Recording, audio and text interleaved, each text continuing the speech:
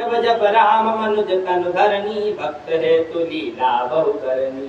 तब अवधपुरी में जायो बाल चरित बिलो कहीं हर सायो। जन्म महोत्सव देख्यो जाय देव मम बालक रामा शोभा कपुष कोटि सदकाम। निहारी निहारी लोचन सुफल करम गुरगारी। आशुतोष तुम अवधरधानी आरती धरो दीन धन दानी। हरि काई जहाँ जहाँ फिरई ताता संग उड़ाओ। यूठन परै अजय ओ सुखाई कर खाओ। एक बार अतिशय सब चरित किया रघुवीर। सुमिरत प्रभु लीला सोई पुलक भयो सरी। आशुतोष तुम अवधरधानी आरती धरो दीन धन दानी। हे बसंतु कहे बसुंड सुनो खगनायक।